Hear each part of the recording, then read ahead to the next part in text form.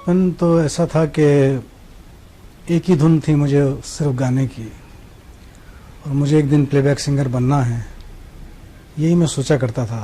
पढ़ाई में भी ज़्यादा दिल नहीं लगता था।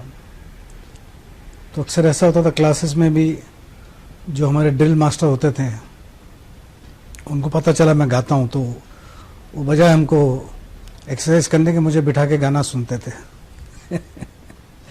तो गाने की तो ऐसी धुन थी, इतना पागलपन था कि मेरे पेरेंट्स बताते हैं कि जब मैं रातों को सोता था तो सोते हुए भी मैं गाता था।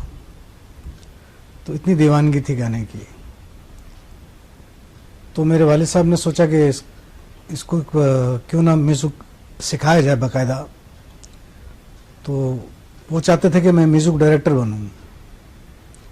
तो वो मुझे ले गए राम प्रसाद जी के पास, जो प्यारेलाल जी के फादर हैं, वायलिन सिखाते थे वो। तो उनके पास मैं गया सीखने, तो वहाँ भी मैं गाया करता था। तो वो इस चीज़ से बहुत परेशान हो गए कि ये उसका ध्यान तो वायलिन में नहीं है। तो मेरे वालिद साहब को उन्होंने बुलाया, कहा कि इसको गाना सिखाओ, इसका ध्यान लगता नहीं है वायलिन सीखने में। तो फिर वो मुझे ले गए अब्दुल रहमान खान साहब के पास, जो महेंद्र कपूर, मोहम्मद रफ़ी, मन्ना डे, सुमन कल्याणपुर के उस्ताद थे। इन सबको उन्होंने सिखाया था। निर्मला देवी, जो गोविंदा की मदर हैं, उनको भी उन्होंने सिखाया था। तो वहाँ मुझे वो ले गए। तो उन्होंने पूछा कि क्या बनना चाहते हो। मैं पहले उन्होंने बोला कुछ गा के सुनाओ। मैंने गा के सुनाया हकीकत का गाना। देखिए, ऐसा हुआ कि स्कूल के ज़माने में मैं जब गाया करता था तो मेरे दोस्त बोलते तेरी आवाज़ रफ़ी से मिलती है। तो मुझे पता नहीं था कि मेरी आवाज़ रफ़ी साहब से मिलती है। तो मुझे बड़ा अच्छा लगा। फिर मैंने सोचा एक दिन मैं मोहम्मद रफ़ी बन के दिखाऊंगा। ऐसा वैसा तो कोई बन नहीं सकता, लेकिन दिल में ऐसा ख्याल आया, ऐसे ख्वाब देखता था मैं। तो मैंने मेहनत करना शुरू की, लोगों से मिलना शुरू किया।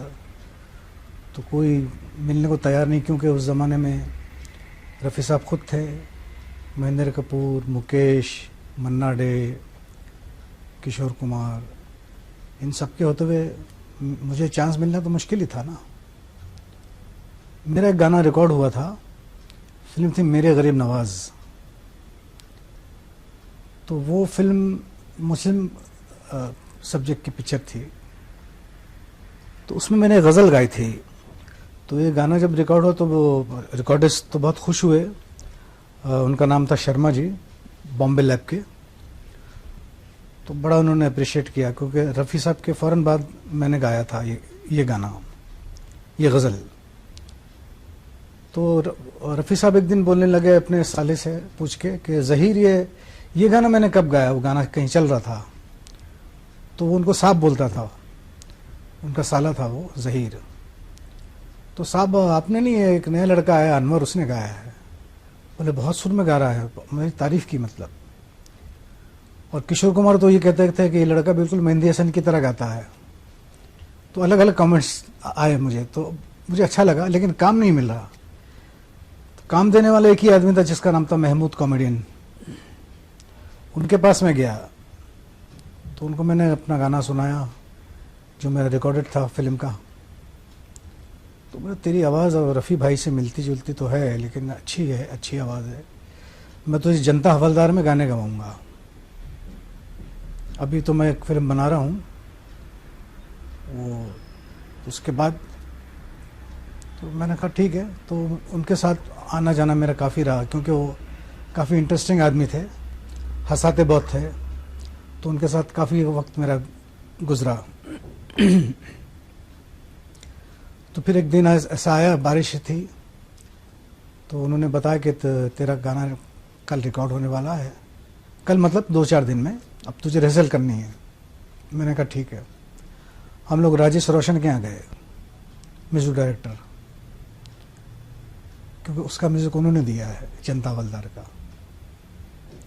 तो उन्होंने कुछ पूछा नहीं कि तुम कैसे गाते हो, क्या गाते हो, सीधा मुझे गाना दे दिया, तेरी आंखों की चाहत में तो मैं सब कुछ लुटा दूंगा। ये गाना रिकॉर्ड हुआ तो बहुत सारे स्टाफ के लोग बहुत खुश हुए। महमूद साहब बहुत ज़्यादा खुश हुए। हालांकि ये भी गज़ल ही है, लेकिन उसको फिल्मी ढंग से उसको किया गया है। तो स्पूल, उस ज़माने में स्पूल चलता था, तो ये 78 में, शायद 77-78 की बात है। तो महमूद साहब वो स्पूल लेके राजेश खन्ना के पास गए, वो शूटिंग कर रहे थे फिल्म आलिया में। तो वैसे वो परेशान थे कि अच्छे गाने नहीं आ रहे हैं उनके पास, तो उन्होंने बोला ये गाना सुन, मैंने तेरे लिए बनाया है, राजेश खन्ना को बुलाना। जब वो गाना सुना तो बोले, बहुत दिन के बाद रफ़ी साहब ने इतने अच्छे मूड में गाया। तो वहाँ भी मैं पास हो गया। उन्होंने बोला बहुत अच्छा गाता है इस लड़का, इसको और गाने दो। इसके बाद फिर सबके फ़ोन आने लगे, उससे पहले कोई मुझे अंदर घुसाता नहीं था। तो लक्ष्मीकांत का फ़ोन, फिर ख़याम साहब का।